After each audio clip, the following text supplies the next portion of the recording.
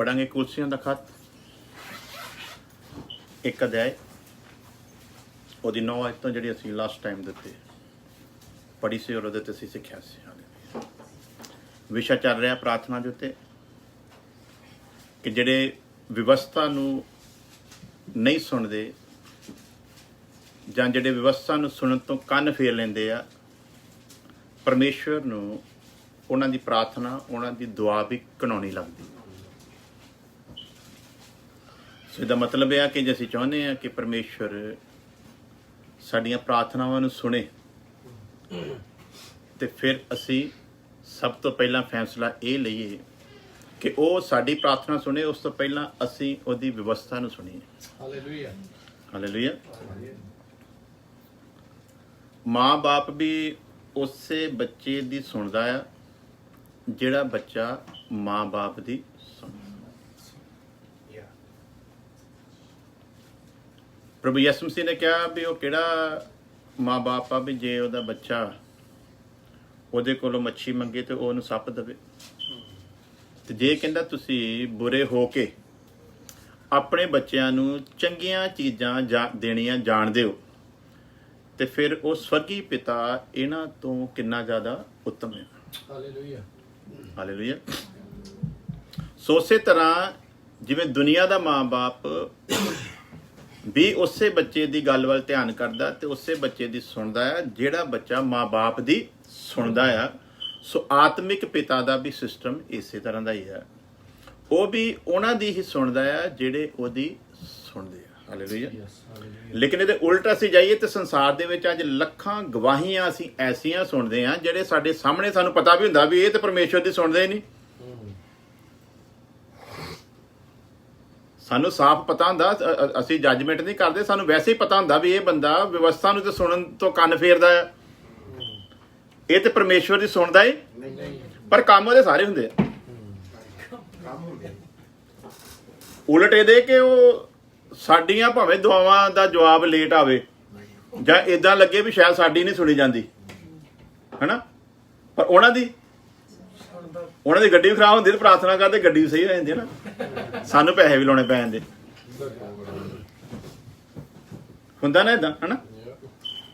ਤੇ ਸਾਨੂੰ ਕਦੀ ਕਦੀ ਲੱਗਦਾ ਆ ਵੀ ਪਰਮੇਸ਼ਵਰ ਕਿਤੇ ਕਿਹੜਾ ਤੇ ਨਹੀਂ ਕਰਦਾ ਸਾਡੇ ਨਾਲ ਹਨਾ। ਇਹ ਕੰਮ ਉਲਟਾ ਆ ਵੀ ਸੁਣਨੀ ਤੇ ਸਾਡੀ ਚਾਹੀਦੀ ਆ ਤੇ ਸੁਣਦਾ ਕੀ ਹੈ, ਇਹ ਸਾਨੂੰ ਪਤਾ ਆ ਵੀ ਇਹ ਵਿਵਸਥਾ ਨੂੰ ਸੁਣਦਾ, ਇਹ ਨਿਯਮ ਦੇ ਵਿੱਚ ਚੱਲਦਾ ਵੀ, ਇਹ ਬੱਚੇ ਨੂੰ ਆਪਣੇ ਜੀਵਨ ਦੇ ਵਿੱਚ ਪੂਰਾ ਵੀ ਕਰਦਾ, ਇਹ ਹਰ ਐਤਵਾਰ ਗਵਾਹੀ ਵੀ ਦਿੰਦਾ। ਇਹ ਕਹਿੰਦਾ ਮੈਂ ਆਹ ਪ੍ਰਾਰਥਨਾ ਕੀਤੀ ਸੀ ਮੇਰੀ ਸੁਣ ਲਈ, ਇਹ ਕਹਿੰਦਾ ਮੈਂ ਆਹ ਪ੍ਰਾਰਥਨਾ ਕੀਤੀ ਸੀ ਮੇਰੀ ਸੁਣ ਲਈ ਹੈ। ਤੇ ਇੱਥੇ ਸਾਡੇ ਅੱਗੇ ਫਿਰ ਇੱਕ ਚੈਲੰਜ ਆ, ਜਾਂ ਤੇ ਪਰਮੇਸ਼ਰ ਝੂਠਾ ਆ ਤੇ ਜਾਂ ਫਿਰ ਸਾਨੂੰ ਸਮਝ ਨਹੀਂ ਆ ਰਿਹਾ ਪਰਮੇਸ਼ਰ ਨਾ। ਏਦਾਂ ਨਹੀਂ ਕਹਿ ਸਕਦੇ, ਦੋ ਗੱਲਾਂ, ਜਾਂ ਤੇ ਪਰਮੇਸ਼ਰ ਝੂਠਾ ਹੈ ਤੇ ਜਾਂ ਸਾਨੂੰ ਪਰਮੇਸ਼ਰ ਸਮਝ ਨਹੀਂ ਆ ਰਿਹਾ। ਕਿਉਂਕਿ ਉਹਦੇ ਵਿੱਚ ਜੇ ਅਸੀਂ ਪਿਛਲੇ ਦਿਨਾਂ ਸਿੱਖਿਆ ਉਹ ਖਰਿਆਂ ਦੀ ਪ੍ਰਾਰਥਨਾ ਨੂੰ ਸੁਣਦਾ। ਹਾਂਜੀ, ਤੇ ਹੁਣ ਸਾਨੂੰ ਪਤਾ ਵੀ ਆਹ ਬੰਦਾ ਤੇ ਖਰਾ ਨਹੀਂ, ਤੇ ਫਿਰ ਇਹਦੀ ਪ੍ਰਾਰਥਨਾ ਨੂੰ ਕੌਣ ਸੁਣਦਾ ਹੈ? ਚੈਲੰਜ ਹੈ ਨਾ ਸਾਡੇ ਅੱਗੇ ਵੀ ਸਾਨੂੰ ਪਤਾ ਹੈ ਵੀ ਇਹ ਬੰਦਾ ਖਰਾ ਨਹੀਂ, ਸਾਰੇ ਸੰਸਾਰ ਨੂੰ ਪਤਾ ਹੈ ਬੰਦਾ ਪਰ ਪ੍ਰਾਰਥਨਾ ਉਹਦੀ ਫੇਰ ਸੁਣੀ ਜਾਂਦੀ ਹੈ। ਸਾਡੇ ਬੱਚਿਆਂ ਦੇ ਨਾਲੋਂ ਵੱਧ ਆਗਿਆਕਾਰੀ ਉਹਦੇ ਬੱਚੇ ਵੀ ਹੈ, ਸਾਡੇ ਬੱਚਿਆਂ ਦੇ ਨਾਲੋਂ ਵੱਧ ਇੰਟੈਲੀਜੈਂਟ ਵੀ ਉਹਦੇ ਬੱਚੇ ਹੈ, ਸਾਡੇ ਨਾਲੋਂ ਵੱਧ ਆਸ਼ੀਸ਼ਾਂ ਤੇ ਬਰਕਤਾਂ ਵੀ ਉਹਦੇ ਕੋਲ ਆ, ਸਾਡੇ ਨਾਲੋਂ ਵੱਧ ਦੇਖਣ ਦੇ ਵਿੱਚ ਉਹਦੀ ਜ਼ਿੰਦਗੀ 'ਚ ਸਕੂਨ ਵੀ ਸਾਡੇ ਨਾਲੋਂ ਕੀ ਹੈ ਭਲਾ? ਜਿਸ ਹਿਸਾਬ ਨੂੰ ਜਿਹਨੂੰ ਦੁਨੀਆ ਸਕੂਨ ਸਮਝਦੀ ਨਾ, ਉਹ ਸਾਰਾ ਕੁਝ ਸਾਡੇ ਨਾਲੋਂ ਕੀ ਹੈ ਭਲਾ? ਜ਼ਿਆਦਾ ਆ। ਤੇ ਫਿਰ ਸਾਨੂੰ ਡਾਊਟ ਜਾਂ ਨਹੀਂ ਹੁੰਦਾ ਪਰਮੇਸ਼ਰ ਉੱਤੇ ਵੀ ਇਹ ਕੋਈ ਗਿੜਾ ਹੋ ਰਿਹਾ ਸਾਡੇ ਨਾਲ? ਅਸੀਂ ਇੰਨਾ ਕੁਝ ਕੁਰਬਾਨ ਕਰਕੇ ਵੀ, ਇੰਨੀਆਂ ਕੀਮਤਾਂ ਦੇ ਕੇ ਵੀ ਅਸੀਂ ਫਿਰ ਇੱਕ ਦੁਆ ਕਰਦੇ ਆ ਤੇ ਸਾਡੀ ਦੁਆ ਦਾ ਤੁਰੰਤ ਜਵਾਬ ਨਹੀਂ ਮਿਲਦਾ। ਤੇ ਇਹ ਹਰ ਐਤਵਾਰੀ ਮਾਈਕ ਫੜ ਕੇ ਖੜਾ ਹੁੰਦਾ। ਹਾਂਜੀ, ਹਰ ਵਾਰੀ ਗਵਾਹੀ ਹੁੰਦੀ। ਮੈਂ ਇਸ ਵਾਰੀ ਆਹ ਪ੍ਰਾਰਥਨਾ ਕੀਤੀ ਸੀ, ਮੇਰੇ ਨਾਲ ਏਦਾਂ ਹੋ ਗਿਆ, ਇਸ ਵਾਰੀ ਮੈਂ ਆਹ ਪ੍ਰਾਰਥਨਾ ਕੀਤੀ ਸੀ, ਮੇਰੇ ਨਾਲ ਏਦਾਂ ਹੋ ਗਿਆ। ਤੇ ਫਿਰ ਬੰਦਾ ਸੋਚਣ ਦੇ ਲਈ ਕੀ ਹੁੰਦਾ ਭਲਾ? ਮਜਬੂਰ ਹੈ ਕਈ ਵਾਰੀ ਫਿਰ ਉਹਨੂੰ ਪਰਮੇਸ਼ਵਰ ਦੇ ਉੱਤੇ ਕੀ ਹੋਣ ਲੱਗ ਪੈਂਦੀ ਭਲਾ? ਸ਼ੱਕ ਹੋਣ ਲੱਗ ਪੈਂਦੀ। ਤੇ ਜਾਂ ਫਿਰ ਅਸੀਂ ਇਹ ਸਮਝਾਂਗੇ ਪਰਮੇਸ਼ਵਰ ਹੀ ਦੋ ਆ। ਕਿਉਂ? ਕਿਉਂਕਿ ਉਹ ਵੀ ਤਾਂ ਅੱਗੇ ਗਵਾਹੀ ਦਿੰਦਾ ਨਾ ਵੀ ਮੈਂ ਪਰਮੇਸ਼ਵਰ ਦੇ ਅੱਗੇ ਗਵਾਹੀ ਦਿੱਤੀ ਸੀ, ਪਰਮੇਸ਼ਵਰ ਨੇ ਮੇਰੀ ਸੁਣੀ ਆ। ਤੇ ਜਿਸ ਪਰਮੇਸ਼ਵਰ ਦੇ ਬੱਚੇ ਨੂੰ ਅਸੀਂ ਸਿੱਖਦੇ ਹਾਂ ਉਹ ਪਰਮੇਸ਼ਵਰ ਕਹਿੰਦਾ ਮੈਂ ਖਰਿਆਂ ਦੀ ਦੁਆਵਾਂ ਦੇ ਉੱਤੇ ਕੰਨ ਲਾਉਣਾ, ਤੇ ਇਹ ਖਰਾ ਵੀ ਹੈ ਨੀਗਾ। ਇਹਦਾ ਮਤਲਬ ਜਾਂ ਤੇ ਇਹਦਾ ਪਰਮੇਸ਼ਰ ਹੀ ਦੂਜਾ, ਹਾਂਜੀ ਹਾਂਜੀ, ਜਾਂ ਤੇ ਇਹਦਾ ਪਰਮੇਸ਼ਰ। ਤੇ ਕੀ ਪਰਮੇਸ਼ਰ ਦੋ ਹੈਗੇ? ਹਾਂਜੀ, ਪਰਮੇਸ਼ਰ ਕਿੰਨੇ ਆ ਭਲਾ? ਪਰਮੇਸ਼ਰ ਤੇ ਇੱਕੋ ਹੀ ਹੈ। ਇਸ ਤੋਂ ਤੇ ਕੋਈ ਵੀ ਬੰਦਾ ਇਨਕਾਰ ਕਰ ਸਕਦਾ, ਕੋਈ ਜਾਤੀ, ਕੋਈ ਮਜ਼ਹਬ, ਕੋਈ ਕੌਮ ਐਸੀ ਨਹੀਂ ਜਿਹੜੀ ਇਹ ਦਾਵਾ ਕਰ ਦੇਵੇ ਕਿਤੇ ਵੀ ਜਾ ਕੇ ਵੀ ਪਰਮੇਸ਼ਰ ਕਿੰਨੇ ਆ। ਇਹ ਤੇ ਸਾਰਿਆਂ ਦਾ ਮੰਨਣਾ ਪਰਮੇਸ਼ਰ ਇੱਕੋ ਹੀ ਆ। ਤੇ ਫਿਰ ਇਹ ਕਿਹੜਾ ਪਰਮੇਸ਼ਰ ਆ ਜੇ ਇੱਕੋ ਹੀ ਆ? ਤੇ ਜਿਹੜਾ ਪਰਮੇਸ਼ਰ ਇੱਕੋ ਹੀ ਆ ਉਹ ਕਹਿੰਦਾ ਮੈਂ ਖਰਿਆਂ ਦੀਆਂ ਦੁਆਵਾਂ ਦੇ ਉੱਤੇ ਕੰਨ ਲਾ ਕੇ ਬੈਠਾ। ਤੇ ਫਿਰ ਉਹ ਪਰਮੇਸ਼ਰ ਕਿਹੜਾ ਆ ਜਿਹੜਾ ਇਸ ਤੋਂ ਉਲਟ ਇਹੋ ਜਿਹੇ ਦੁਸ਼ਟਾਂ ਦੀਆਂ ਦੁਆਵਾਂ ਨੂੰ ਵੀ ਸੁਣਦਾ ਤੇ ਜਵਾਬ ਦਿੰਦਾ ਆ? ਜਵਾਬ ਆਉਂਦਾ ਤੇ ਤਾਈਓ ਗਵਾਹੀ ਹੁੰਦੀ ਨਾ, ਜਵਾਬ ਆਉਂਦਾ ਤੇ ਤਾਈਓ ਗਵਾਹੀ ਹੁੰਦੀ ਹੈ। ਤੇ ਫਿਰ ਅਸੀਂ ਹੁਣ ਦੇਖਣਾ ਹੈ ਵਚਨ ਦੇ ਅਨੁਸਾਰ ਵੀ ਕੀ ਪਰਮੇਸ਼ਰ ਦੋ ਆ, ਜਾਂ ਪਰਮੇਸ਼ਰ ਝੂਠ ਬੋਲਦਾ ਆ, ਜਾਂ ਪਰਮੇਸ਼ਰ ਦੇ ਵਚਨ ਦੇ ਵਿੱਚ ਕੋਈ ਕਮੀ ਆ, ਤੇ ਜਾਂ ਫਿਰ ਕਿਤੇ ਨਾ ਕਿਤੇ ਸਾਨੂੰ ਪਰਮੇਸ਼ਰ ਸਮਝ 'ਚ ਨਹੀਂ ਆ ਰਿਹਾ। ਕੀ ਨਹੀਂ ਆ ਰਿਹਾ ਭਲਾ? ਸਾਨੂੰ ਪਰਮੇਸ਼ਰ ਸਮਝ 'ਚ ਨਹੀਂ ਆ ਰਿਹਾ। ਤੇ ਗੱਲ ਉਹੀ ਹੈ ਜਿਹੜੀ ਤੁਸੀਂ ਪਹਿਲਾਂ ਵੀ ਸੁਣੀ ਹੋਈ ਹੈ, ਗੱਲ ਉਹੀ ਹੈ ਜਿਹੜੀ ਪਹਿਲਾਂ ਵੀ ਸਿੱਖੀ ਹੋਈ ਹੈ, ਪਰ ਅੱਜ ਉਹਨੂੰ ਨਵੇਂ ਤਰੀਕੇ ਦੇ ਨਾਲ ਸਿੱਖ ਲੈਂਦੇ ਆ। ਵਚਨ ਦੇ ਅਨੁਸਾਰ ਪਰਮੇਸ਼ਰ ਦੋ ਆ। ਹਾਂਜੀ, ਕਿੰਨੇ ਆ ਭਲਾ? ਵਚਨ ਦੇ ਅਨੁਸਾਰ ਪਰਮੇਸ਼ਰ ਕਿੰਨੇ ਆ? ਹੁਣ ਤੁਸੀਂ ਕਹੋਗੇ ਹੁਣੇ ਤੁਸੀਂ ਕਹਿੰਦੇ ਇੱਕੋ ਹੀ ਸੀਗਾ। ਹਾਂਜੀ, ਹੁਣੇ ਤੇ ਤੁਸੀਂ ਕਿਹਾ ਵੀ ਪਰਮੇਸ਼ਰ ਤੇ ਇੱਕੋ ਹੀ ਆ, ਸਾਰੇ ਮਜ਼ਹਬ, ਜਾਤੀਆਂ, ਧਰਮ ਸਾਰੇ ਕੀ ਮੰਨਦੇ ਭਲਾ? ਪਰਮੇਸ਼ਰ। ਹੁਣ ਤੁਸੀਂ ਕਹਿੰਦੇ ਹੋ ਵੀ ਪਰਮੇਸ਼ਰ ਕਿੰਨੇ ਆ? ਦੋ ਆ। ਲੇਕਿਨ ਵਚਨ ਦੇ ਅਨੁਸਾਰ ਇਹ ਸੱਚ ਆ ਕਿ ਪਰਮੇਸ਼ਰ ਕਿੰਨੇ ਆ? ਦੋ ਆ। ਇੱਕ ਸੰਸਾਰ ਦਾ ਪਰਮੇਸ਼ਰ ਆ। ਕਿਹਦਾ ਭਲਾ? ਇੱਕ ਸੰਸਾਰ ਦਾ ਪਰਮੇਸ਼ਰ ਆ ਤੇ ਇੱਕ ਸਵਰਗ ਦਾ ਪਰਮੇਸ਼ਰ ਆ। ਸੰਸਾਰ ਦੇ ਪਰਮੇਸ਼ਰ ਦੇ ਵਿੱਚ ਤੇ ਸਵਰਗ ਦੇ ਪਰਮੇਸ਼ਰ ਦੇ ਵਿੱਚ ਜ਼ਮੀਨ ਅਸਮਾਨ ਦਾ ਫਰਕ ਆ। ਪਰ ਸੰਸਾਰ ਜਿਹੜਾ ਆ ਉਹ ਸੰਸਾਰ ਦੇ ਹੀ ਈਸ਼ਵਰ ਨੂੰ ਈਸ਼ਵਰ ਮੰਨਦਾ ਆ। ਤੇ ਇਹ ਸੰਸਾਰ ਦੇ ਈਸ਼ਵਰ ਨੂੰ ਈਸ਼ਵਰ ਕਿਉਂ ਮੰਨਦਾ ਆ? ਕਿਉਂਕਿ ਇਹ ਸੰਸਾਰ ਦੇ ਲੋਕ ਕੌਣ ਹੈ? ਸੰਸਾਰਿਕ। ਇਹਨਾਂ ਦਾ ਸਾਰਾ ਸਿਸਟਮ ਸੰਸਾਰ ਦੇ ਨਾਲ ਜੁੜਿਆ ਹੋਇਆ ਹੈ ਤੇ ਇੱਕ ਸੰਸਾਰ ਦਾ ਈਸ਼ਵਰ ਹੈ ਜਿਹੜਾ ਇਹਨਾਂ ਦੀਆਂ ਸਾਰੀਆਂ ਮੁਰਾਦਾਂ ਨੂੰ ਪੂਰਾ ਕਰਦਾ ਹੈ।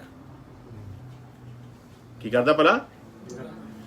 ਯਿਸੂ ਮਸੀਹ ਦੇ ਕੋਲ ਆ ਕੇ ਕਹਿੰਦਾ ਨਾ, ਕਹਿੰਦਾ ਜੇ ਤੂੰ ਪਰਮੇਸ਼ਵਰ ਦਾ ਪੁੱਤਰ ਆ, ਇੱਧਰ ਇੱਕ ਸੰਸਾਰ ਦਾ ਈਸ਼ਵਰ ਖੜਾ ਤੇਰੇ ਸਾਹਮਣੇ, ਤੇ ਹੁਣ ਜੇ ਤੂੰ ਪਰਮੇਸ਼ਵਰ ਦਾ ਪੁੱਤਰ ਆ, ਇਹਦਾ ਮਤਲਬ ਹੁਣ ਸਮਝ ਆਉਂਦੀ ਗੱਲ ਨੂੰ। ਇੱਕ ਦੇ ਬਾਰੇ ਤੇ ਲਿਖਿਆ ਵੀ ਸੰਸਾਰ ਦਾ ਈਸ਼ਵਰ ਆ। ਹੁਣ ਸੰਸਾਰ ਦਾ ਜਿਹੜਾ ਈਸ਼ਵਰ ਆ ਉਹ ਉਹਦੇ ਸਾਹਮਣੇ ਆ ਕੇ ਖੜਾ ਹੋਇਆ ਆ ਜਿਹਨੇ ਇਸ ਸੰਸਾਰ ਦੇ ਈਸ਼ਵਰ ਦੀ ਵੀ ਰਚਨਾ ਕੀਤੀ ਹੈ। ਸਾਹਮਣੇ ਕਿਹਦਾ ਖੜਾ ਭਲਾ? ਜਿਹਨੇ ਇਹਦੀ ਵੀ ਰਚਨਾ ਕੀਤੀ ਹੋਈ ਆ। ਇਹਨੂੰ ਵੀ ਪੈਦਾ ਕਰਨ ਵਾਲਾ ਉਹੀ ਹੈ ਜਿਹਦੇ ਸਾਹਮਣੇ ਆ ਕੇ ਇਹ ਖੜਾ ਹੋ ਗਿਆ। ਤੇ ਕੀ ਉਹਨੂੰ ਕਹਿੰਦਾ ਭਲਾ ਆ ਕੇ? ਕਹਿੰਦਾ ਜੇ ਤੂੰ ਝੁੱਕ ਕੇ ਮੈਨੂੰ ਸਜਦਾ ਕਰੇ।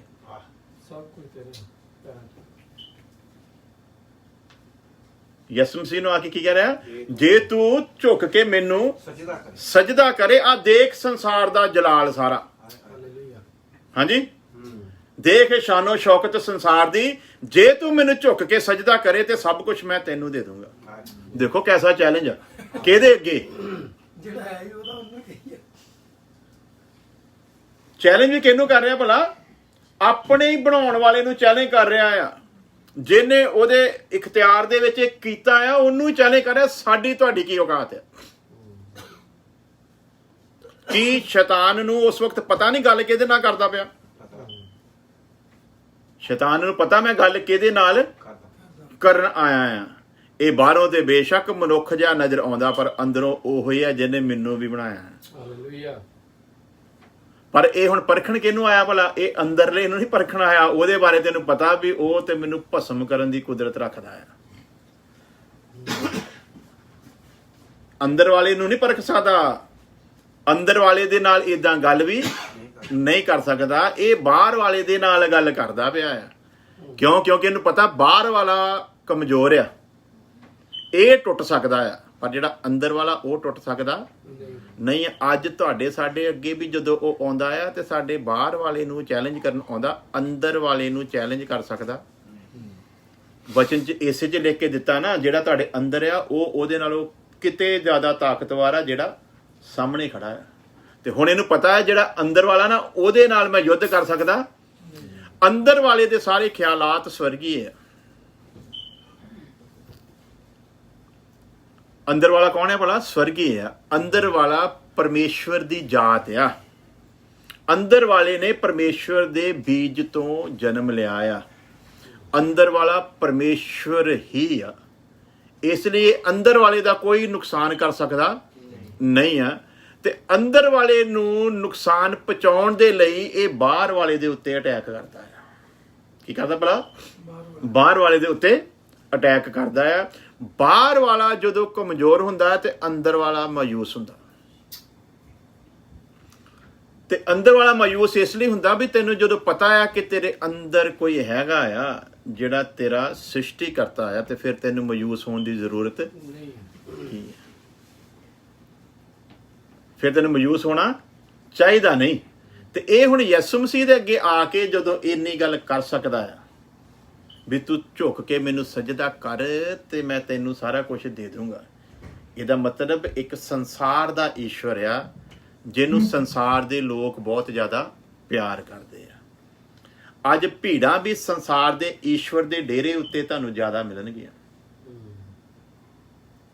ਸੰਸਾਰ ਦੇ ਈਸ਼ਵਰ ਦੇ ਡੇਰੇ ਉੱਤੇ ਭੀੜਾਂ ਦੀਆਂ ਭੀੜਾਂ ਆ, ਲੇਕਿਨ ਜਿਹੜਾ ਅਸਲੀ ਈਸ਼ਵਰ ਹੈ, ਜਿਹੜਾ ਤਿੰਨੇ ਲੋਕਾਂ ਦਾ ਮਾਲਕ ਆ, ਉਹਦੀ ਜਗ੍ਹਾ ਦੇ ਉੱਤੇ ਤੁਹਾਨੂੰ ਭੀੜਾਂ ਬਹੁਤ ਘੱਟ ਮਿਲਣਗੀਆਂ। ਮੈਂ ਕਈ ਵਾਰੀ ਦੱਸਦਾ ਨਾ, ਜਿੰਨੀ ਮਰਜ਼ੀ ਐਡ ਕਰ ਦਿਓ, ਜਿੰਨਾ ਮਰਜ਼ੀ ਪ੍ਰਚਾਰ ਕਰ ਦਿਓ ਵੀ ਆਓ ਜੀ ਬਾਈਬਲ ਸਟੱਡੀ ਆ, ਤੁਸੀਂ 10,000 ਬੰਦਾ ਇਕੱਠਾ ਨਹੀਂ ਕਰ ਸਕਦੇ। ਜੇ ਕਰਨਾ ਵੀ ਪਊਗਾ ਤੇ ਲੋਕਾਂ ਦੇ ਬਹੁਤ ਮਿਹਨਤ ਤਰਲੇ ਕਿਤੇ ਪਾਉਣੇ ਪੈਣਗੇ। ਆ ਜਾਓ ਵੀ ਕੋਈ ਇਦਾਂ ਦੀ ਗੱਲ ਮੈਂ ਦੱਸਣ ਲੱਗਾ ਜਿਹੜੀ ਤੁਸੀਂ ਸੁਣੀ ਨਹੀਂ ਹੋਗੀ, ਤੁਸੀਂ ਯਕੀਨ ਮੰਨੋ ਮੈਂ ਬੜੀ ਇੱਕ ਜ਼ਬਰਦਸਤ ਗੱਲ ਤੁਹਾਡੇ ਨਾਲ ਕਰਨ ਜਾ ਰਿਹਾ।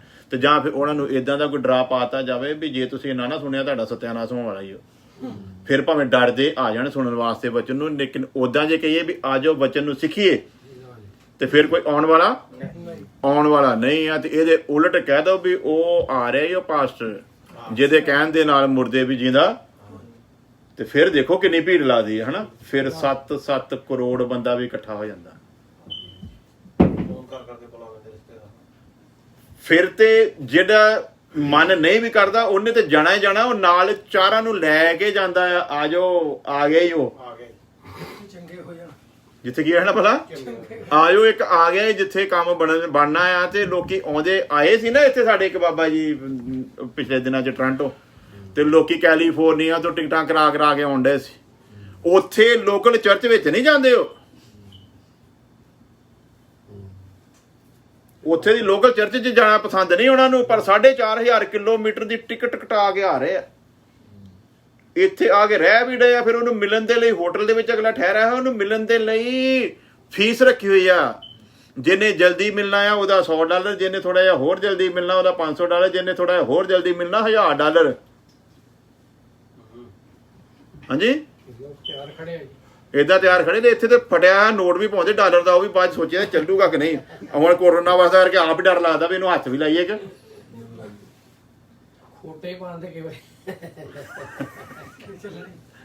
ਤੇ ਉੱਥੇ ਜਿੱਥੇ ਸੰਸਾਰ ਦੇ ਈਸ਼ਵਰ ਦਾ ਪ੍ਰਚਾਰ ਕਰਨ ਵਾਲੇ ਆਏ ਹੋਏ ਲੋਕੀ ਟਿਕਟ ਲੈ ਕੇ ਵੀ ਪਰਚੀ ਕਟਾ ਕੇ ਵੀ ਲਾਈਨਾਂ ਲੱਗੀਆਂ ਹੋਈਆਂ। ਕਈਆਂ ਨੂੰ ਫਿਰ ਮਿਲਣ ਦਾ ਮੌਕਾ ਮਿਲਦਾ ਨਹੀਂ। ਤੇ ਸੋ ਹਿਸਾਬ ਲਾਓ ਵੀ ਕਿੰਨੀ ਦੂਰੋਂ ਪਹਿਲਾਂ ਆਏ ਆ, ਪਲੇਨ ਦੀਆਂ ਟਿਕਟਾਂ ਲੈ ਕੇ ਆਏ ਆ, ਫਿਰ ਹੋਟਲਾਂ ਦੇ ਵਿੱਚ ਠਹਿਰੇ ਆ, ਫਿਰ ਉਹਨੂੰ ਪੈਸੇ ਵੀ ਦਿੰਦੇ ਆ। ਕੰਮ ਦਾ ਉਲਟਾ ਨੁਕਸਾਨ ਵੀ। ਇੰਨਾ ਨੁਕਸਾਨ ਝੱਲ ਕੇ ਕਿਹਦੇ ਲਈ ਆਇਆ? ਇਹ ਅਸਲੀ ਈਸ਼ਵਰ ਦੇ ਲਈ ਨਹੀਂ ਆਏ। ਕਿਹਦੇ ਕੋਲ ਆਇਆ? ਸੰਸਾਰ ਦੇ ਈਸ਼ਵਰ ਨੂੰ ਮੰਨਣ ਵਾਲਾ ਇੱਕ ਹੈਗਾ ਆ, ਉੱਥੇ ਬੈਠਾ ਜਿਹਦੀ ਗੱਲ ਸੰਸਾਰ ਦਾ ਈਸ਼ਵਰ ਸੁਣਦਾ ਆ। ਤੇ ਉਹ ਸੰਸਾਰ ਦੇ ਈਸ਼ਵਰ ਦੇ ਕੋਲੋਂ ਸਾਨੂੰ ਕੁਝ ਪ੍ਰਾਪਤੀ ਹੋ ਸਕਦੀ ਹੈ। ਤੇ ਇਹ ਜਿਹੜਾ ਉਹ ਈਸ਼ਵਰ ਆ ਜਿਹਦੀ ਇਬਾਦਤ ਅਸੀਂ ਕਰਦੇ ਆ, ਉਹਨੇ ਤੇ ਸਿੱਧਾ ਹੀ ਕਿਹਾ ਜਿਹੜਾ ਮੇਰੇ ਪਿੱਛੇ ਆਉਣਾ ਚਾਹੁੰਦਾ ਆਪਣੇ ਆਪ ਦਾ ਸਭ ਤੋਂ ਪਹਿਲਾਂ ਇਨਕਾਰ ਕਰੇ। ਕੀ ਕਰੇ ਭਲਾ?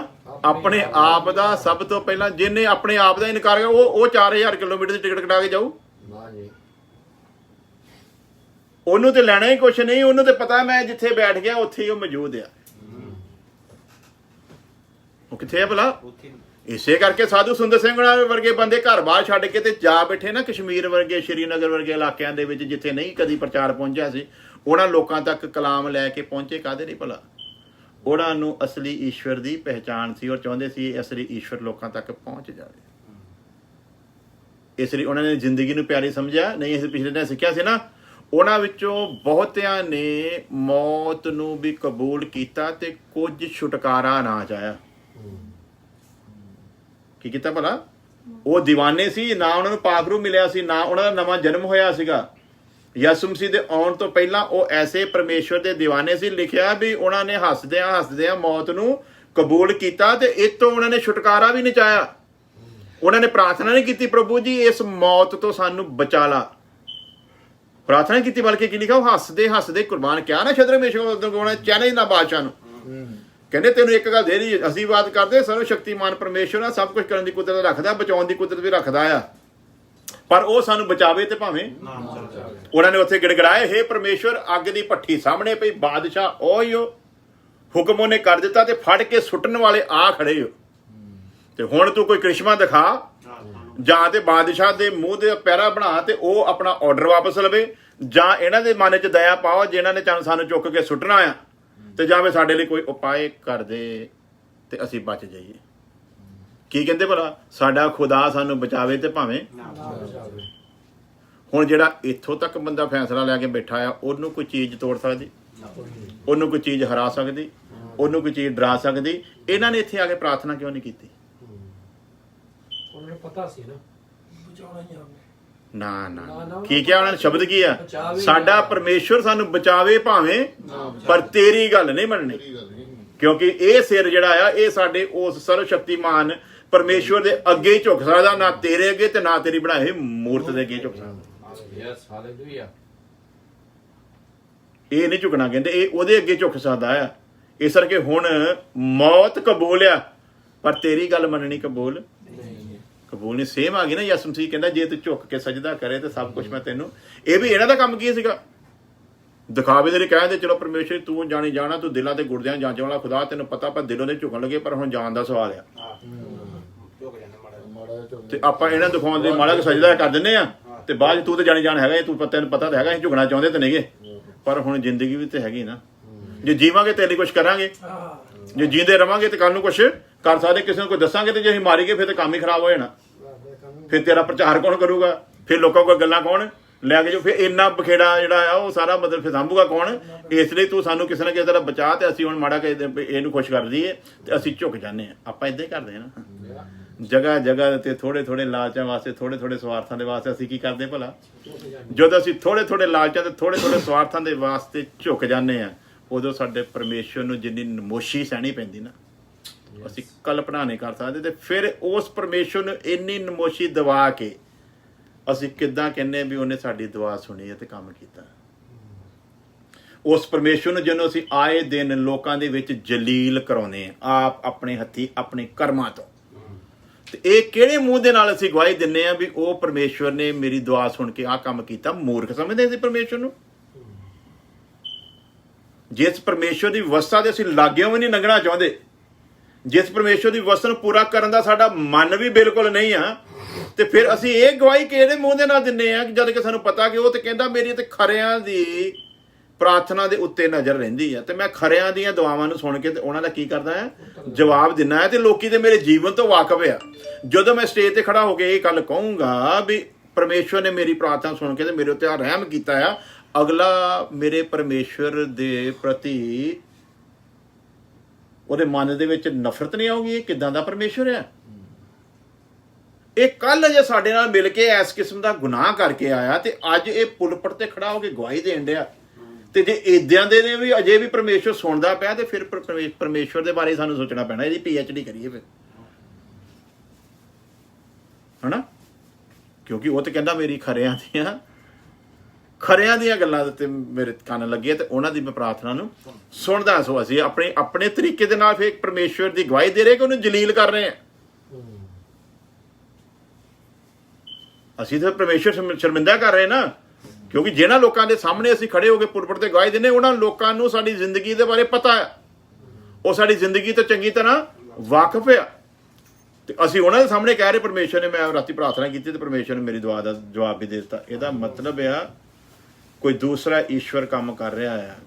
ਔਰ ਜਦੋਂ ਅਸੀਂ ਪੱਥਰ ਦਿਲ ਹੋ ਗਏ ਪਰਮੇਸ਼ਵਰ ਦੀ ਵਿਵਸਥਾ ਨੂੰ ਸੁਣਨਾ ਨਾ ਚਾਹਿਆ, ਉਸ ਅਸਲੀ ਈਸ਼ਵਰ ਨੇ ਸਾਨੂੰ ਉਸ ਨਕਲੀ ਈਸ਼ਵਰ ਦੇ ਹੱਥਾਂ ਦੇ ਵਿੱਚ ਦੇ ਦਿੱਤਾ ਹੈ। ਕਿਉਂ? ਉਹ ਜਾਣ ਗਿਆ ਇਹਨਾਂ ਨੂੰ ਉਸ ਅਬਦੀ ਜ਼ਿੰਦਗੀ ਦੇ ਨਾਲ ਕੋਈ ਮਤਲਬ ਨਹੀਂ ਹੈ, ਇਹਨਾਂ ਨੂੰ ਉਸ ਹਮੇਸ਼ਾ ਦੀ ਜ਼ਿੰਦਗੀ ਦੇ ਨਾਲ ਕੋਈ ਮਤਲਬ ਨਹੀਂ ਹੈ, ਇਹਨਾਂ ਨੂੰ ਉਸ ਸੰਸਾਰ ਦੇ ਨਾਲ ਕੋਈ ਮਤਲਬ ਨਹੀਂ ਹੈ ਜਿਸ ਸੰਸਾਰ ਦਾ ਵਾਅਦਾ ਮੈਂ ਇਹਨਾਂ ਦੇ ਨਾਲ ਕੀਤਾ ਆ। ਇਹ ਉਹ ਆ ਜਿਹੜੇ ਇਸੇ ਸੰਸਾਰ ਦੇ ਨਾਲ ਖੁਸ਼ ਰਹਿਣਾ ਚਾਹੁੰਦੇ ਆ। ਤੇ ਫਿਰ ਪਰਮੇਸ਼ਵਰ ਨੇ ਇਹੋ ਜਿਹੇ ਲੋਕਾਂ ਨੂੰ ਇਹੋ ਜਿਹੇ ਸੰਸਾਰ ਦੇ ਈਸ਼ਵਰ ਦੇ ਹੱਥਾਂ ਦੇ ਵਿੱਚ ਦੇ ਦਿੱਤਾ, ਲਓ ਮਸਤ ਰਹੋ। ਇਸ ਲਈ ਗਵਾਹੀ ਦਿੰਦਿਆਂ ਸਮੇਂ ਇਹ ਨਾ ਕਿਹਾ ਕਰੋ ਉਸ ਸਰਵ ਸ਼ਕਤੀਮਾਨ ਪਰਮੇਸ਼ਵਰ ਨੇ ਮੇਰੀ ਪ੍ਰਾਰਥਨਾ ਸੁਣੀ ਤੇ ਉਹਦਾ ਜਵਾਬ ਦਿੱਤਾ। ਨਾ, ਇਹ ਕਿਹਾ ਕਰੋ ਸੰਸਾਰ ਦੇ ਈਸ਼ਵਰ ਦੇ ਅੱਗੇ ਮੈਂ ਪ੍ਰਾਰਥਨਾ ਕੀਤੀ। ਕਿਉਂ? ਹੁਣ ਕੋਈ ਕਹੂਗਾ ਨਹੀਂ ਸੰਸਾਰ ਦੇ ਈਸ਼ਵਰ ਤੇ ਉਸ ਈਸ਼ਵਰ 'ਚ ਫਰਕ ਹੈ। ਜਦੋਂ ਅਸੀਂ ਪ੍ਰਾਰਥਨਾ ਕੀਤੀ ਅਸੀਂ ਤੇ ਅਸਲੀ ਈਸ਼ਵਰ ਦੇ ਵਿੱਚ ਸਾਹਮਣੇ ਕੀਤੀ ਸੀ। ਤੇ ਬੱਚੇ 'ਚ ਸਾਫ਼ ਕਰਕੇ ਲਿਖਿਆ ਆ ਇੱਕ ਦੂਜਾ ਯਿਸੂ। ਕੀ ਲਿਖਿਆ ਭਲਾ? ਇੱਕ ਦੂਸਰਾ ਯਿਸੂ। ਜਿੱਥੇ ਸੰਸਾਰ ਦੇ ਈਸ਼ਵਰ ਦੀ ਗੱਲ ਆਈ ਉਸੇ ਉਸ ਸੰਸਾਰ ਦੇ ਈਸ਼ਵਰ ਦੇ ਲਈ ਕੀ ਸ਼ਬਦ ਆਇਆ ਭਲਾ? ਇੱਕ ਦੂਜਾ ਯਿਸੂ, ਇੱਕ ਦੂਜਾ ਸੁਸਮਾਚਾਰ, ਖੁਸ਼ਖਬਰੀ, ਇੱਕ ਦੂਜਾ ਪ੍ਰਚਾਰ, ਇੱਕ ਦੂਜਾ ਕਲਾਮ ਆ, ਇੱਕ ਦੂਜਾ ਆਤਮਾ ਵੀ ਆ। ਤੇ ਮਸੀਤ ਤੇ ਇਹਨਾਂ ਤਿੰਨਾਂ ਚੀਜ਼ਾਂ ਉੱਤੇ ਟਿਕੀ ਨਾ। ਸਾਡਾ ਈਮਾਨ ਕਿਤੇ ਹੈ ਯਿਸੂ ਮਸੀਹ ਦੇ ਉੱਤੇ, ਸਾਡਾ ਈਮਾਨ ਕਿਤੇ ਆ ਵਚਨ ਦੇ ਉੱਤੇ, ਹਾਂਜੀ ਸਾਡਾ ਈਮਾਨ ਕਿਤੇ ਪਾਕ ਰੂਹ ਦੇ ਉੱਤੇ ਜਿਹੜਾ ਸਾਨੂੰ ਗਾਈਡ ਕਰਦਾ, ਜਿਹੜਾ ਸਾਡੀ ਅਗਵਾਈ ਕਰਦਾ। ਤੇ ਵਚਨ ਕੀ ਦੱਸਦਾ? ਇਹ ਤਿੰਨ ਹੋਰ ਵੀ ਆ। ਜਦੋਂ ਇਹਨਾਂ ਤਿੰਨਾਂ ਦੇ ਵਿੱਚ ਕੋਈ ਰਹਿਣਾ ਪਸੰਦ ਨਹੀਂ ਕਰਦਾ, ਇਹਨਾਂ ਤਿੰਨਾਂ ਦੀ ਅਗਵਾਈ ਦੇ ਵਿੱਚ ਚੱਲਣਾ ਪਸੰਦ ਨਹੀਂ ਕਰਦਾ, ਤੇ ਉਹੋ ਹੀ ਸਰਵ ਸ਼ਕਤੀਮਾਨ ਫਿਰ ਇਹਨੂੰ ਇਹਨਾਂ ਤਿੰਨਾਂ ਦੇ ਹਵਾਲੇ ਕਰਦਾ ਹੈ। ਲੈ ਫੜ ਹੁਣ ਦੇਈ ਜਾ ਗਵਾਈਆਂ, ਖੁਸ਼ ਰਹਿ, ਮੌਜ ਕਰ, ਮਸਤੀ ਮਾਣ, ਕਿਉਂਕਿ ਤੇਰੇ ਜੀਵਨ ਦੇ ਵਿੱਚ ਇਹੋ ਕੁਛ ਹੀ ਆ। ਤੂੰ ਇਸ ਤੋਂ ਅੱਗੇ ਵਧਣ ਦੇ ਲਈ ਤਿਆਰ ਨਹੀਂ ਹੈ। ਤੇ ਇਦਾਂ ਫਿਰ ਹਵਾਲੇ ਕਰਦਾ ਆ। ਤੇ ਹੁਣ ਇਹ ਦੇਖਦੇ ਆ ਵੀ ਪਰਮੇਸ਼ਵਰ ਦੇ ਬਾਰੇ 'ਚ ਅਸੀਂ ਇਹ ਦੇਖਿਆ ਕਿ ਪਰਮੇਸ਼ਵਰ ਇੱਕੋ ਹੀ ਆ, ਪਰ ਉਸੇ ਪਰਮੇਸ਼ਵਰ ਨੇ ਇਹੋ ਜਿਹੇ ਢੀਠਾਂ ਦੇ ਲਈ ਇੱਕ ਸੰਸਾਰ ਦੇ ਈਸ਼ਵਰ ਨੂੰ ਬਣਾ ਕੇ ਰੱਖਿਆ ਹੋਇਆ ਜਿਹਦੇ ਹਵਾਲੇ ਉਹ ਆਪ ਕਰਦਾ ਆ। ਤੇ ਫਿਰ ਸਾਨੂੰ ਧਿਆਨ ਦੇਣਾ ਚਾਹੀਦਾ ਆ ਕਿ ਜਿਹੜੀਆਂ ਗਵਾਹੀਆਂ ਸਾਡੇ ਕੋਲੋਂ ਹੁੰਦੀਆਂ ਆ ਉਹ ਗਵਾਹੀਆਂ ਅਸਲ ਦੇ ਵਿੱਚ ਉਸ ਅਸਲੀ ਈਸ਼ਵਰ ਦੇ ਲਈ ਨਹੀਂ ਆ। ਜਿਹੜੇ ਕੰਮ ਸਾਡੇ ਹੁੰਦੇ ਆ ਉਹ ਅਸਲੀ ਈਸ਼ਵਰ ਕਰਦਾ ਨਹੀਂ ਆ। ਕਿਉਂ? ਕਿਉਂਕਿ ਉਹਦਾ ਤੇ ਸਿਸਟਮ ਹੀ ਵੱਖਰਾ ਹੈ। ਉਹਦਾ ਸਿਸਟਮ ਵੱਖਰਾ। ਇੱਕ ਵਰਸ ਪੜ੍ਹ ਲੈਂਦੇ ਆ ਤਾਂ ਕਿ ਅਸੀਂ ਇਹਨੂੰ ਹੋਰ ਜ਼ਿਆਦਾ ਕਲੀਅਰ ਕਰ ਸਕੀਏ। ਪੜਾਂਗੇ ਭਜਨ ਸੰਹਿਤਾ 145 जबूर 145 18 आयत। जितने यहोवा को पुकारते हैं, जितने परमेश्वर को पुकारते हैं, अर्थात जितने उसको सच्चाई से पुकारते हैं। कादे नाल भला बोलो, कादे नाल पुकारते जी? सच्चाई दे नाल पुकारन दा मतलब की है? हाँ जी बोलो जी। ਅਰਥਾਤ ਸ਼ਬਦ ਵਿੱਚ ਆਇਆ। ਅਰਥਾਤ ਸ਼ਬਦ ਜਦੋਂ ਆ ਜਾਂਦਾ ਨਾ ਕਿਸੇ ਚੀਜ਼ ਦੇ ਉੱਤੇ ਜ਼ੋਰ ਦੇ ਰਿਹਾ ਹੈ। ਜ਼ੋਰ ਭਲਾ ਕਿਸ ਚੀਜ਼ ਤੇ ਦੇ ਰਿਹਾ ਆ? ਪਹਿਲਾ ਸ਼ਬਦ ਆਇਆ ਜਿਤਨੇ ਯਹੋਵਾ ਕੋ ਪੁਕਾਰਤੇ ਹੈ। ਹੁਣ ਯਹੋਵਾ ਕੀ ਹੈ ਭਲਾ? ਯਿਸੂ ਮਸੀਹ ਕਹਿੰਦਾ ਰਾਹ, ਸੱਚਾਈ ਤੇ ਜੀਵਨ ਕੀ ਹੈ। ਹੁਣ ਅਰਥਾਤ ਸ਼ਬਦ ਜਦੋਂ ਆਇਆ ਨਾ ਤੇ ਯਹੋਵਾ ਕੌਣ ਆ? ਉਹ ਸੱਚਾਈ ਆ ਜਿਹੜੀ ਯਿਸੂ ਮਸੀਹ ਦੇ ਵਿੱਚ ਆ ਕੇ ਪੂਰੀ ਹੁੰਦੀ ਹੈ। ਇਸ ਲਈ ਇੱਥੇ ਅਰਥਾਤ ਸ਼ਬਦ ਨੂੰ ਲਿਆ ਗਿਆ ਕਿ ਉਹ ਯਹੋਵਾ ਨੂੰ ਜਿਹੜੇ ਪੁਕਾਰਦੇ ਅਸਲ ਵਿੱਚ ਯਹੋਵਾ ਹੈ ਕੌਣ ਆ, ਤੇ ਉਹਨੂੰ ਸਚਾਈ ਦੇ ਨਾਲ ਪੁਕਾਰਦਾ ਮਤਲਬ ਅਰਥਾਤ ਜਿਤਨੇ ਉਸको सच्चाई से पुकारते हैं। सच्चाई से पुकारने का मतलब ਕੀ ਹੈ ਭਲਾ? ਥੋੜਾ ਬੋਲੋ, ਵਿਚਾਰ ਦਿਓ ਆਪਣੇ ਆਪਣੇ, ਕੋਈ ਗੱਲ ਨਹੀਂ। ਫਾਂਸੀ ਸ਼ਬਦ ਨੂੰ ਹੋਣੀ ਆਪਾਂ ਨੂੰ ਨਹੀਂ। ਬੋਲੋ ਜਲਦੀ ਜਲਦੀ। हाँ जी, सच्चाई से पुकारते हैं। सच्चाई से जिन्ने भी ਉਹਨੂੰ ਕਹਿੰਦੇ ਨੇ ਪੁਕਾਰਦੇ ਭਲਾ ਸੱਚਾਈ ਦੇ ਨਾਲ, ਤੇ ਉਹੀ ਪੁਕਾਰੂਗਾ ਨਾ ਜਿਹੜਾ ਸੱਚਾਈ ਦੇ ਵਿੱਚ ਚੱਲਦਾ। ਹਾਂਜੀ ਸੱਚ ਬੋਲਦਾ।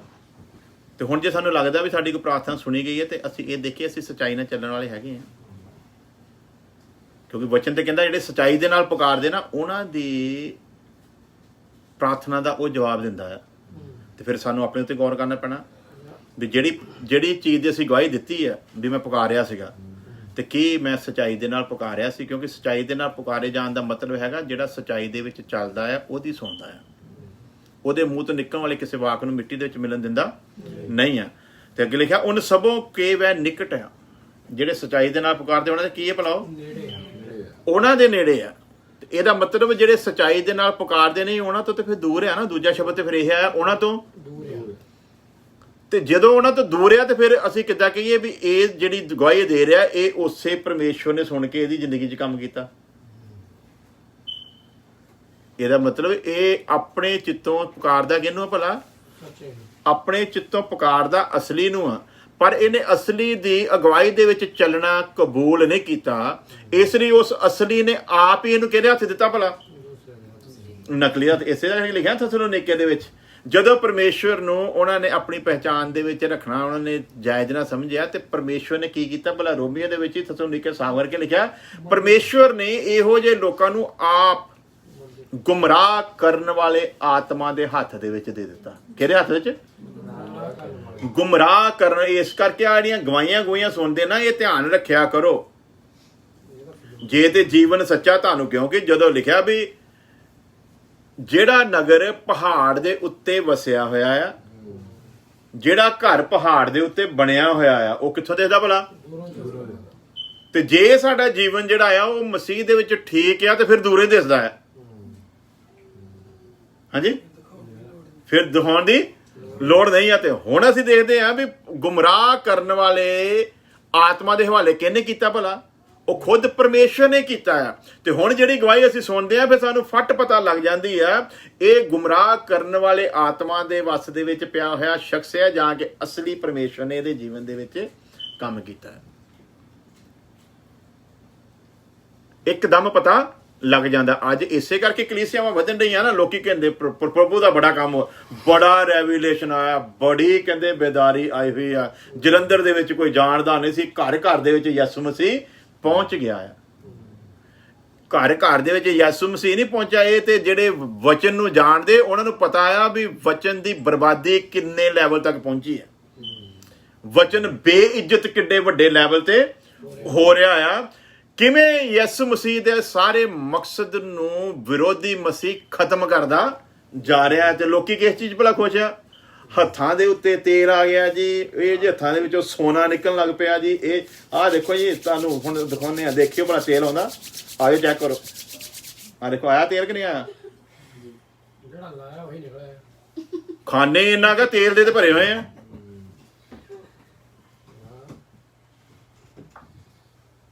ਇਹ ਕੀ ਹੈ ਜੀ? ਇਹ ਆ ਉਸ ਦੂਸਰੇ ਆਤਮੇ ਦਾ ਕੰਮ।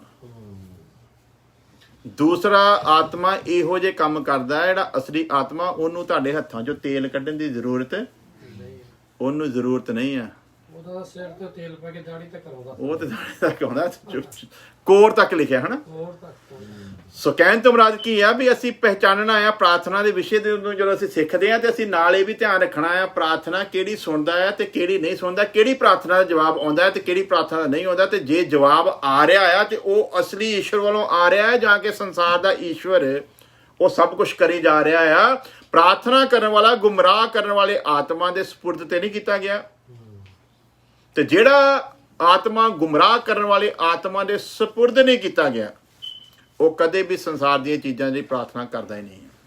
Hallelujah, hallelujah. ਉਹ ਕਦੇ ਵੀ ਸੰਸਾਰ ਦੀਆਂ ਚੀਜ਼ਾਂ ਦੇ ਲਈ ਪ੍ਰਾਰਥਨਾ ਕਰਦਾ ਹੀ ਨਹੀਂ ਆ। ਸਾਨੂੰ ਪਤਾ ਨਾ ਵੀ ਦਿਹਾੜੀ ਲਾ ਕੇ ਆਉਣੀ ਤੇ $300 ਮਿਲ ਜਾਣਾ। ਹਾਂਜੀ, ਤੇ ਇਹਦੇ ਲਈ ਪ੍ਰਾਰਥਨਾ ਕਰਨ ਦੀ ਕੀ ਲੋੜ? ਇਹ ਤੇ ਕੰਮ ਲੱਭਣ ਦੀ ਜ਼ਰੂਰਤ ਹੈ ਹਨਾ। ਤੇ ਹੁਣ ਤੁਸੀਂ ਕੰਮ ਨਹੀਂ ਲੱਭਣ ਜਾਣਾ, ਘਰੇ ਹੀ ਬਹਿਣਾ, ਕਿਸੇ ਨੂੰ ਫੋਨ ਨਹੀਂ ਕਰਨਾ, ਸਿਰਫ ਪ੍ਰਾਰਥਨਾ ਕਰਨੀ। 300 ਦੀ ਲੱਗ ਜਾਵੇ, ਮੈਨੂੰ ਇੱਕ ਲਾ ਕੇ ਦਿਖਾਈਓ। ਉਹ ਕਹਿੰਦੇ ਨੂੰ ਹੱਥ ਪੈਰ ਦਿੱਤੇ, ਕਹਿੰਦਾ ਉੱਠ ਜਿਹੜਾ ਬਾਹਰ ਨਿਕਲ। ਕਿਸੇ ਨੂੰ ਨਹੀਂ ਕਹਿਣਾ, ਕਿਸੇ ਨੂੰ ਫੋਨ ਨਹੀਂ ਕਰਨਾ, ਕਿਸੇ ਨੂੰ ਕਹਿਣਾ ਸਾਰੇ ਫੋਨ ਬੰਦ ਹੀ ਕਰ ਦਿਓ ਤੇ ਪ੍ਰਾਰਥਨਾ ਕਰੋ ਵੀ ਮੇਰੀ ਦਿਹਾੜੀ ਲਵਾ ਪ੍ਰਭੂ ਜੀ।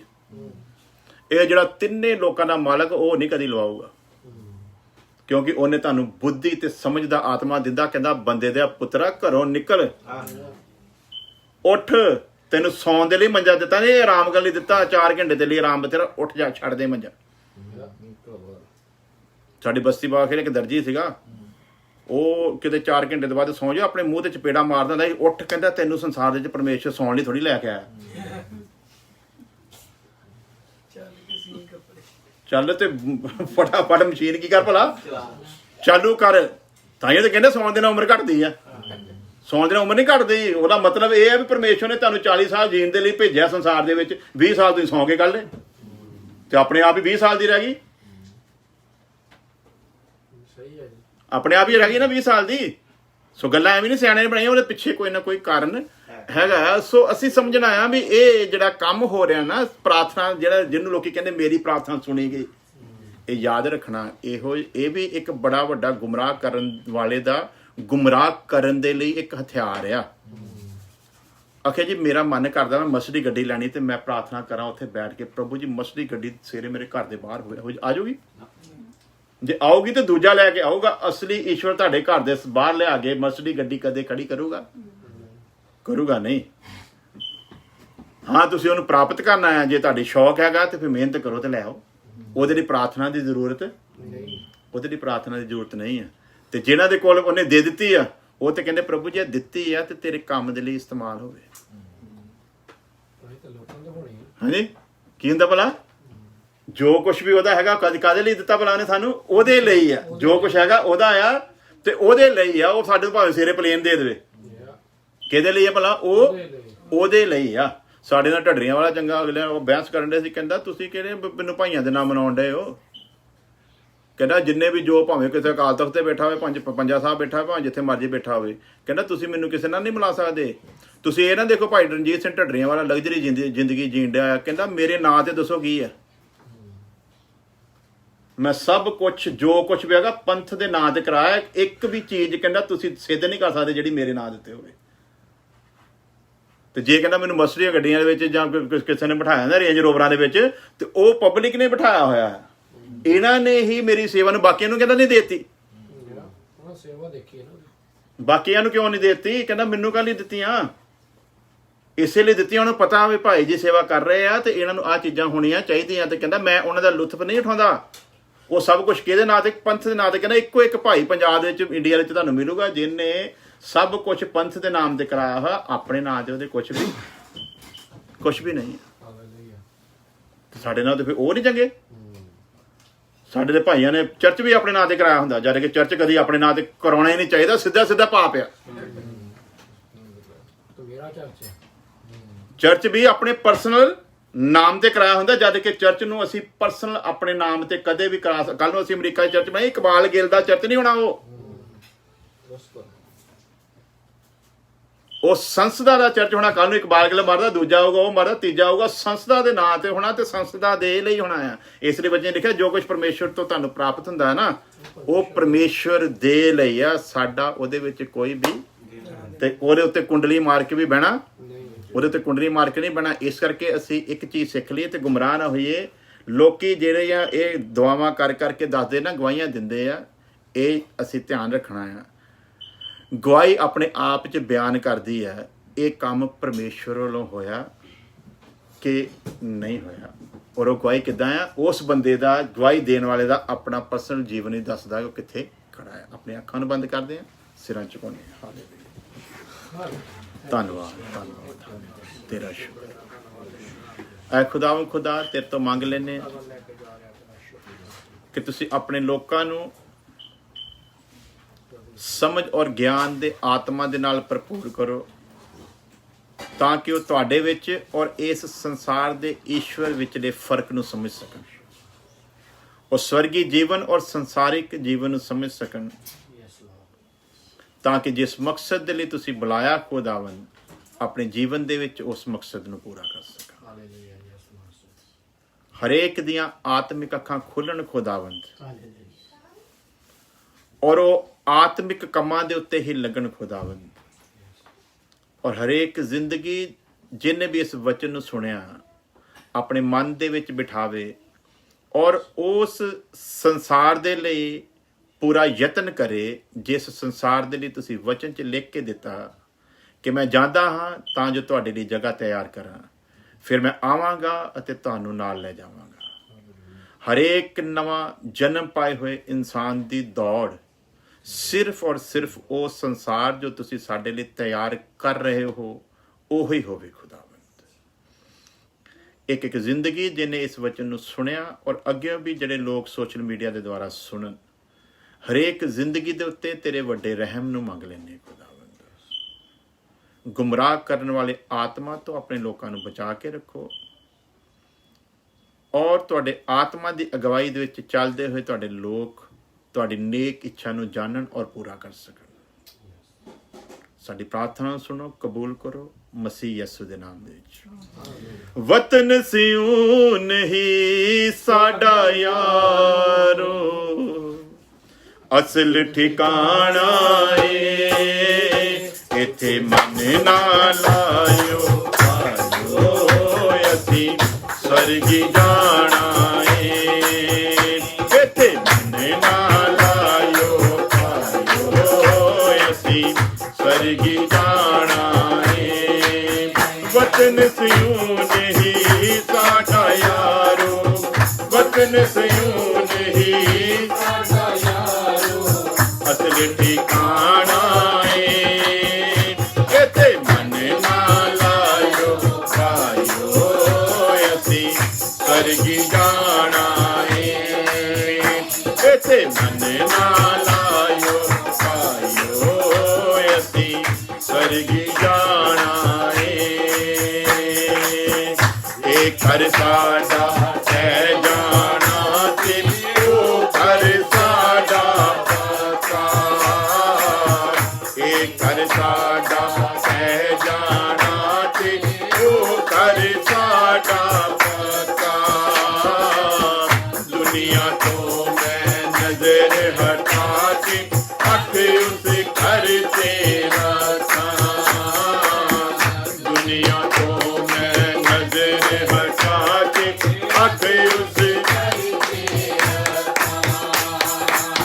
ਨਾ ਕੁਝ ਲੈ ਕੇ ਆਇਆ ਬੰਦਿਆ, ਨਾ ਕੁਝ ਲੈ ਕੇ ਆਇਆ ਬੰਦਿਆ, ਨਾ ਹੀ ਲੈ ਜਾਣਾ ਏ, ਇੱਥੇ ਮਨ ਨਾ ਲਾਇਓ ਆਇਓ, ਅਸੀਂ ਸਵਰਗੀ ਜਾਣਾ ਏ, ਇੱਥੇ ਮਨ ਨਾ ਲਾਇਓ ਆਇਓ, ਅਸੀਂ ਸਵਰਗੀ ਜਾਣਾ ਏ, ਅਸੀਂ ਸਵਰਗੀ ਜਾਣਾ ਏ, ਅਸੀਂ ਸਵਰਗੀ ਜਾਣਾ ਏ, ਅਸੀਂ ਸਵਰਗੀ ਜਾਣਾ ਏ, ਅਸੀਂ ਸਵਰਗੀ ਜਾਣਾ ਏ। ਹੁਣ ਸਾਡੇ ਖੁਦਾ ਯਿਸੂ ਮਸੀਹ ਦਾ ਫਜ਼ਲ, ਖੁਦਾ ਬਾਪ ਦੀ ਮੁਹੱਬਤ, ਪਾਕ ਰੂਹ ਦੀ ਸੰਗਤ ਹੋਣ ਤੋਂ ਲੈ ਕੇ ਹਮੇਸ਼ਾ ਤੱਕ ਉਹਦੇ तमाम ਲੋਕਾਂ ਦੇ ਨਾਲ ਬਣੀ ਰਵੇ। ਆਮੀਨ। ਹਾਲੇਲੂਇਆ। ਹਾਲੇਲੂਇਆ।